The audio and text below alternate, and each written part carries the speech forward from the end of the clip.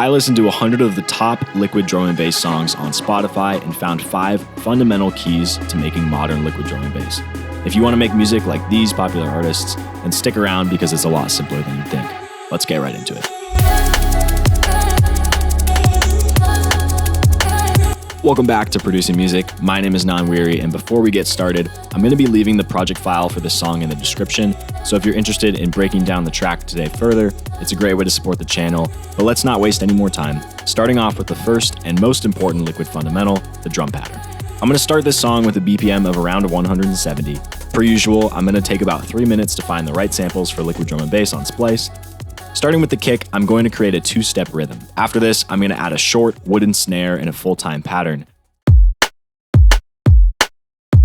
We want our samples to be nice and tight for liquid DnB, so I'm going to go ahead and shorten the kick and increase the fade out slightly so it still sounds smooth. And now, the number one drum element in liquid is the hi-hat shaker loops. During my sample session, I found this great one from Noise's sample pack. Now, instead of copy-pasting this throughout the whole track, I'm going to show you some techniques that you can spice up these shaker loops. Starting off, I like to put my loops into space, so I'm going to throw on a soft reverb with really small settings to give it a little room. And of course, cut the low end. Now, add a volume plugin that ducks the shaker every time the snare hits. They have some overlapping frequencies, so doing this prevents any harsh tones from being accentuated. Additionally, try reversing sections of the loop at the end of 8 or 16 bars.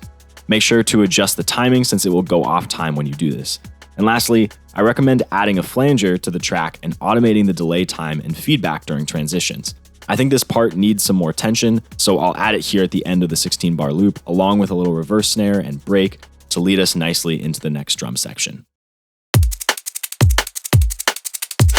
Also, while listening back to our drum loop, I noticed the kick lacks a little bit of punch. So I'm going to go and add a top kick to take over the transients. Here's a before and after of what that sounds like.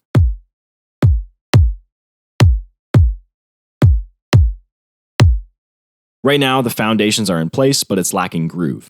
To start, I'm going to add accent snares in syncopated positions, moving them slightly off the grid to make them more swingy. I'm just using the same snare, but lowering the volume.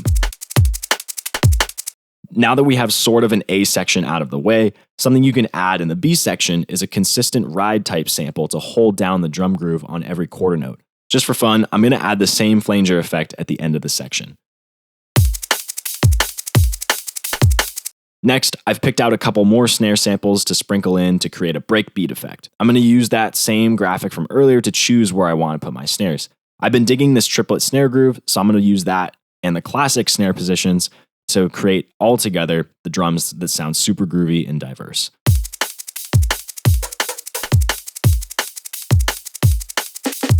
To process the whole chain, I'm going to throw on a parallel glue compressor to make it punchy and loud.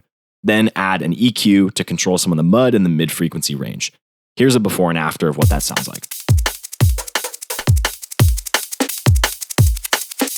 Okay, so now that the drums are done, we need to add some melodic elements. For my own inspiration, I like to start with a chord loop from Splice and then build from there. It's much slower BPM, so I'm going to chop it up and fit it to 173 BPM.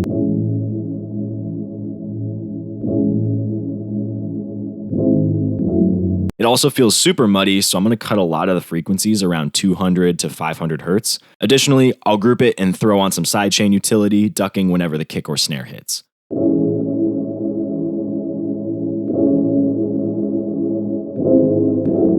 Now, the second key element to liquid drum and bass is spacey piano melodies. The key with these is to leave more space than notes. The groove is in the space in between the notes, not the notes themselves. When I'm out of inspiration, I like to use the grand piano pad sound from Ableton. I'm adding 100% reverb and an auto pan to shift it from left to right. Now, when we write a melody, it will already take up so much space, which will force us to choose less notes. One thing I found works real well for these melodies is to add slide notes right before the main hits. This emphasizes the downbeats more and adds character to the sound. I also recommend making your melodies long enough that when you loop them, it doesn't get boring.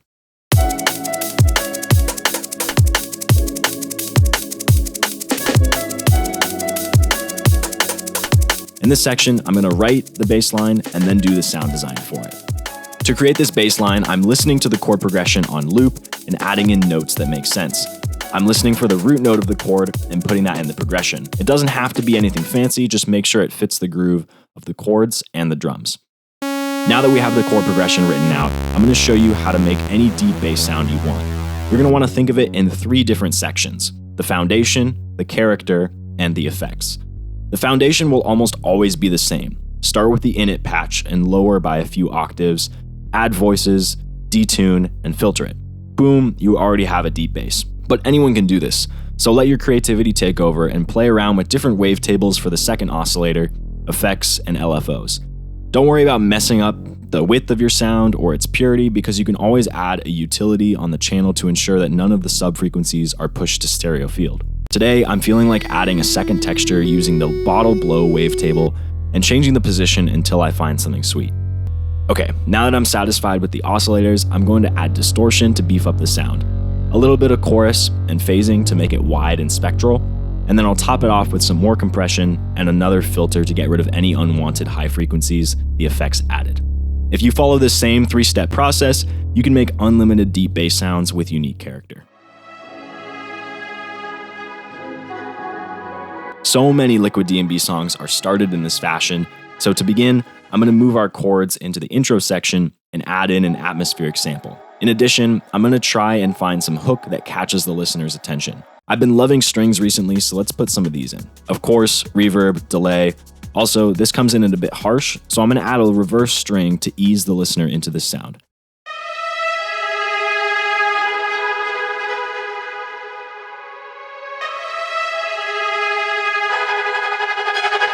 And for the 5th and final element, vocal chops, of course. Our track is in C# minor, so let's go find a good sample to start with. For my vocal chops, I like to change the sample quite a bit as to not make it obvious that we're using a splice sample, especially this one because it's pretty popular already. Here, I'm looking for vowel sounds that I can chop up to create a melody, and what you'll start to see me do is create a call and response pattern. Since the second half of the sample has a formant change, I think it would be cool to have it go back and forth between the two. One thing I recommend when you're chopping your vocals is to experiment with reversed chops. This reverse I did here ended up giving the progression its whole character, and it sounds really nice.